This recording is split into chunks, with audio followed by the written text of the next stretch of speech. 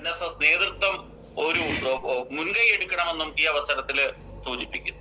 ഇതൊക്കെയാണ് അടി ചോദിച്ച് വാങ്ങുന്നവൻ എന്ന് പറയുന്നത്. ഭാരത കേസരി മന്നത്ത് പത്മനാഭൻ അവരുടെ സിനിമ ഇറങ്ങാത്തത് ധാരാളം സർട്ടിഫിക്കറ്റ് വേണ്ടി വരുമെന്നതിനാലാണെന്നാണ് മഹാന്റെ വാദം. അനിൽ കൊടിത്തോട്ടം എന്ന പാസർ നേതൃത്വം തല്ലുകൊള്ളി ദുർവിഷ പ്രസംഗം നടത്താൻ തുടങ്ങിയിട്ട് കാലം കുറച്ചായി. ഇവനൊക്കെ ഹിന്ദു എന്ന് കേൾക്കുമ്പോഴേ ഹാലിളകും. നായർന്ന് കേട്ടാൽ പിന്നെ അവന് ബോധക്ഷയം വരെ വന്നേക്കാം. പുലയ സമുദായത്തിൽ ജനിച്ച ഇവന് സ്വന്തം ജന്മത്തോടും ജാതിയോടുമുള്ള അപകർഷതാ ബോധം കാരണം മതം മാറിയവനാണ്. ഈ നികൃഷ്ടനെ പാരമ്പര്യമുള്ള ഏതെങ്കിലും ക്രിസ്ത്യാനി അംഗീകരിക്കുമോ? വിദേശ ഫണ്ട് വാങ്ങി ഭാരതം ക്രൈസ്തവവൽക്കരിക്കാൻ അച്ചാരം വാങ്ങി നടക്കുന്ന ഒരു നാണം കെട്ടവൻ നാളെ ഇവന്റെ പരമ്പരകളും പറയും ഞങ്ങൾ തോമാസ്ലിഹ മതം മാറ്റിയ നമ്പൂതിരിമാരാണെന്ന്. ഇതൊന്നും കേട്ട് ഇവിടുത്തെ ഹിന്ദു സംഘടനകൾ മിണ്ടാതിരിക്കുമെന്ന് നീ ഒന്നും വിചാരിക്കണ്ട. പറഞ്ഞു കേട്ടില്ലേ? എവിടെ എത്തിച്ചു? ആധികാരിക മത പണ്ഡിതന്റെ പ്രസംഗം എവിടെ എത്തിച്ചു? ഈ വിദേശ ഫണ്ട് വാങ്ങി മതപരിവർത്തനം നടത്തുക എന്ന് പറഞ്ഞാൽ അതാ പറഞ്ഞവരുടെ തെറ്റിദ്ധാരണയാണ്. വിദേശത്ത് ഫണ്ട് വന്ന് മതപരിവർത്തനം നടത്തുന്ന നോക്കും പെന്തക്കോസിനെ കുറിച്ചോ ബ്രദറിൻ അസംബ്ലിയെ കുറിച്ചുള്ള തെറ്റിദ്ധാരണയാണ്. അത് സുവിശേഷ പ്രവർത്തനമാണ്. അതൊന്നും അവരെ ബോധ്യപ്പെടുത്തിയിട്ട് കാര്യമില്ല. പക്ഷേ ഈ പ്രസംഗം ഇദ്ദേഹം വിഷയങ്ങൾ ഭംഗിയായിട്ട് അവതരിപ്പിക്കാൻ കഴിവുള്ള ആളാണെന്ന് ഞാൻ കരുതിയത്.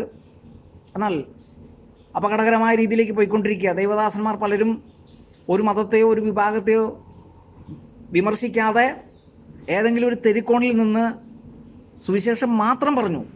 അങ്ങനെയുള്ള ആളുകൾക്കും ധാരാളം സമ്മാനങ്ങൾ കിട്ടുന്ന പരിപാടിയാണ് ഇയാൾ പറഞ്ഞു വെച്ചിട്ടുള്ളത്.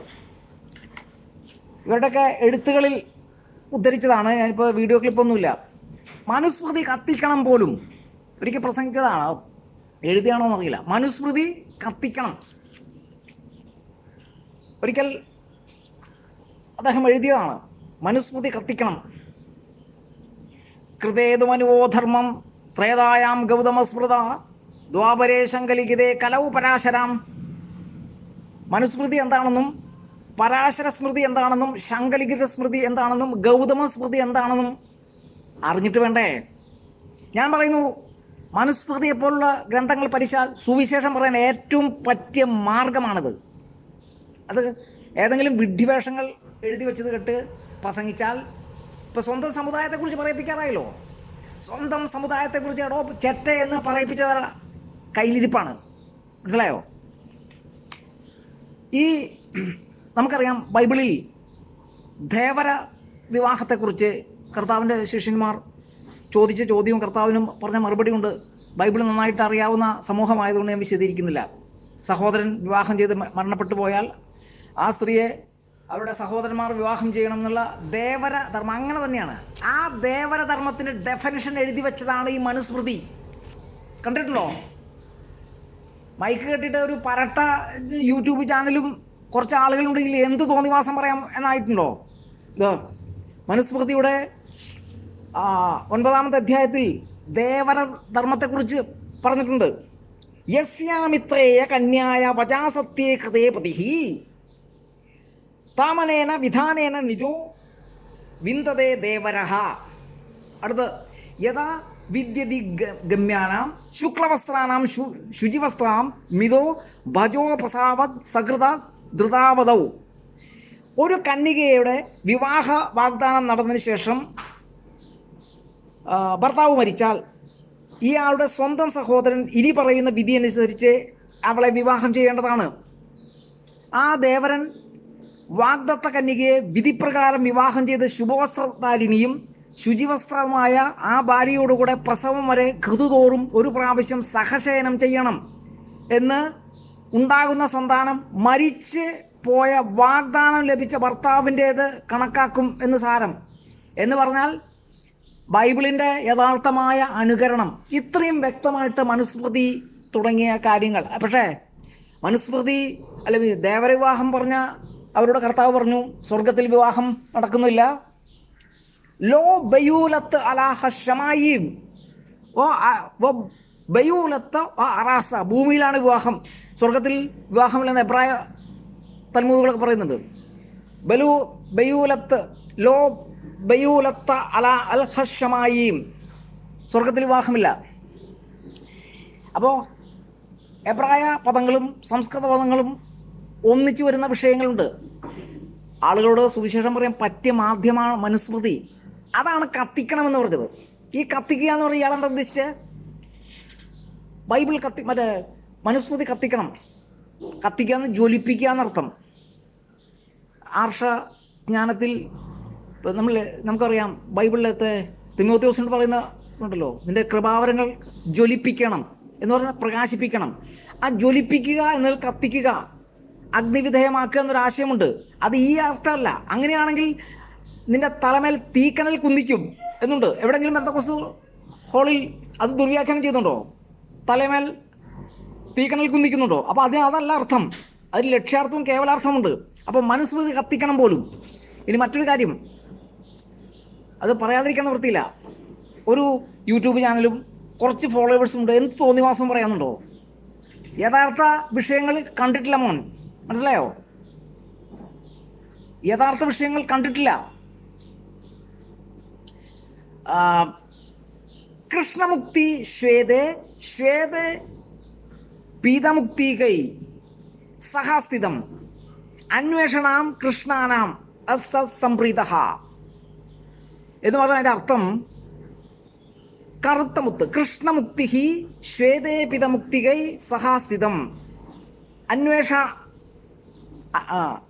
അന്വേഷാം കൃഷ്ണാനാം ഇവ ന സംപ്രീത. കറുത്ത മുത്ത് നമുക്കറിയാം. കറുത്ത മുത്ത്, വെളുത്ത മുത്ത്, പീതരത്നമെന്ന് 12 തരം രത്നങ്ങളെക്കുറിച്ച് ബൈബിൾ പറഞ്ഞിട്ടുണ്ട്. അപ്പോൾ ആ കറുത്ത മുത്ത് എപ്പോഴും വെളുത്ത മുത്തുകളുടെ ഇടയിൽ ഇരിക്കാൻ ഉദ്ദേശിക്കുന്നു. എന്നാൽ വെളുത്ത മുത്തിൻ്റെയും ഭംഗിയുള്ള പവിഴ നിറമുള്ള മുത്തുകളുടെയും ഇടയിൽ വന്ന ഒരു കറുത്ത മുത്തിന് മറ്റ് ഇതര കറുത്ത മുത്തുകളെ അങ്ങോട്ട് അടുപ്പിക്കാനും ഇഷ്ടമില്ല. ഇതൊക്കെ എഴുതി വച്ചിട്ടുള്ള പ്രമാണങ്ങളാണ്. ഇനി പെരിയ പുരാണം എന്നൊരു പുസ്തകമുണ്ട്. പെരിയ പുരാണം ഏതായാലും വീട്ടിലിരിക്കാൻ തുടങ്ങുമ്പോഴേ ഈ പുസ്തകം കിട്ടുമെന്നറിയില്ല. പെരിയ പുരാണത്തിൽ ഏകേശ്വരവാദം എന്താണെന്നും, അതായത് ഇന്നത്തെ പെന്തക്കോസ് ബ്രദർ സിസ്റ്റം ഫോളോ ചെയ്യുന്ന ആരാധന സംവിധാനം, അതാണ് ഭാരതത്തിലെ ഏകേശ്വരവാദം. സാധു അത് കണ്ടിട്ടില്ല. സാധു ഏതോ പൊട്ടന്മാരെ എഴുതി വെച്ച പുസ്തകം, ഒരു പൊട്ടനൊരു പൊട്ടക്കിതാബ് എഴുതി വേറെ ചില പൊട്ടന്മാരെ ദുർവ്യാഖ്യാനം ചെയ്തു എന്ന് പറഞ്ഞാൽ എന്താണ് സ്ഥിതി? മനസ്സിലായോ? ഈ സമൂഹത്തെ, പെന്തക്കോസ് സമൂഹത്തെ വളരെ ശ്രദ്ധിച്ചു നോക്കുന്ന സമൂഹമുണ്ട്. കേരള സംസ്കൃത വിജ്ഞാനകോശം ഡോക്ടർ പൂവറ്റൂർ എൻ രാമകൃഷ്ണപിള്ള, അദ്ദേഹം മഹാകവി സൈമൺ സാറിനെ കുറിച്ച് എഴുതിയിട്ടുണ്ട്. അതിൻ്റെ 488 പേജിൽ വർഗീസ് സൈമൺ കുന്നുംപുറം 1883 മുതൽ 1943 വരെയുള്ള കാലഘട്ടങ്ങൾ. ബഹുഭാഷാ പണ്ഡിതൻ, കവി, സാമൂഹിക പരിഷ്കർത്താവ്, അധ്യാപകൻ എന്നീ നിലകളിൽ പ്രസിദ്ധൻ.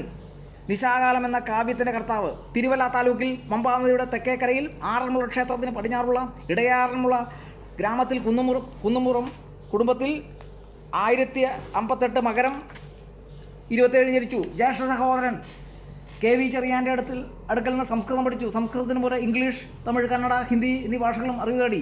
ബാല്യം മുതൽ സൈമൺ കവിതാരചനയിലും വിവിധ ഭാഷാ പഠനത്തിൽ ഉത്സുകനായിരുന്നു എന്നൊക്കെ പറഞ്ഞ മഹാപണ്ഡിതൻ. ഒരു സദാനന്ദ സ്വാമികളുടെ സതീർത്ഥ്യൻ എന്നൊക്കെ പറയുന്നുണ്ട്. മലയാള വർഷം 1118 കുംഭം 8 മരിച്ചു. അപ്പോൾ ഇവിടുത്തെ നല്ല നിലയിൽ പ്രവർത്തിക്കുന്ന സുവിശേഷ പ്രവർത്തനത്തെക്കുറിച്ചൊക്കെ ആളുകൾക്കറിയാം. ഈ പരട്ട പ്രസംഗങ്ങൾ, വിദ്വേഷ പ്രസംഗങ്ങൾ നിർത്തിയില്ലെങ്കിൽ വകുപ്പ് മാറും. ഇത് കണ്ടോ, വൈദിക സമ്പത്ത്, ഇതുപോലുള്ള പുസ്തകങ്ങൾ, അഗ്നിമീളെ പുരോഹിതം, യജ്ഞസ്യ ദേവമൃതം, ഹോതാരം, ഇതൊക്കെ എഴുതി വച്ചിരിക്കുന്നത് ഒരുപാട് വിഷയങ്ങൾ പെന്തക്കോസിനോട് അല്ലെങ്കിൽ നമുക്ക് സുവിശേഷം പറയാൻ പറ്റിയ ഒരുപാട് പുസ്തകങ്ങളുണ്ട്. അത് പറയുന്നുമുണ്ട്. ഇനി ഇതിനിടയിൽ കമൻറ്റ് ഇടാൻ നിവൃത്തിയില്ല. നിങ്ങൾ പറഞ്ഞുകൂടെ, ലഭിച്ച സാഹചര്യങ്ങളിൽ എൻ്റെ കർത്താവിനെയും ദൈവവചനത്തെ വെറുത്തും ഇന്ന് വരെ മറ്റുള്ളവർക്ക് പ്രശ്നം ഉണ്ടായിട്ടില്ല. അമരകോശം, സിദ്ധരൂപം, ലഘുസിദ്ധാന്തകൗമുദി, സിദ്ധാന്തകൗമുദി, മധ്യ സിദ്ധാന്തകൗമുദി, പ്രക്രിയാകൗമുദി, പ്രക്രിയാഭാഷ്യം, പതഞ്ജലി പാണിയുടെ, ഇതൊക്കെ അത്യാവശ്യം പയറ്റിയിട്ടുള്ളത് കൊണ്ടാണ് മോനെ. അത് ഏതെങ്കിലും ഒരു മുറിമുക്കാൽ പുസ്തകം കൊണ്ട് ഈ സമുദായ ആചാര്യന്മാരെയോ അവരാരെങ്കിലും ആവട്ടെ അവരുടെ പ്രസംഗങ്ങളൊക്കെ വിമർശിച്ച് ആളാകാം എന്ന് തോന്നിക്കഴിഞ്ഞാൽ ആ വീഡിയോ ക്ലിപ്പിൽ പറയുന്നുണ്ട്, അതിൽ ആളുകൾ പറയുന്നുണ്ട്, ഇത് വരുത്തി വയ്ക്കുന്ന ഭവിഷ്യത്ത് വലുതാണ്. സ്വന്തം ഐഡൻറ്റിറ്റി പറയിപ്പിച്ചില്ലേ ഇതിൻ്റെ ഗുണം കൊണ്ട് ആരെങ്കിലും ദൈവഭാഗത്ത് കിടന്നിട്ടുണ്ടോ? അതുകൊണ്ട് എൻ്റെ പ്രിയപ്പെട്ടവർ ചിന്തിക്കണം, ഇതുപോലുള്ള പ്രസംഗങ്ങൾ എൻ്റെ ഭാഗത്തുണ്ടായാലും തിരുത്തി തരണം. നമ്മൾ കർത്താവിനെയാണ് പ്രസംഗിക്കേണ്ടത്. അതിന് ഉദ്ധരിക്കാവുന്ന നല്ല പുസ്തകങ്ങളുണ്ട്. സാധു അത് കണ്ടിട്ടില്ല, സ്വന്തം ഐഡൻറ്റിറ്റി മറ്റുള്ളവരെ കൊണ്ട് പറയിപ്പിച്ചു. തൽക്കാലം നിർത്തുന്നു.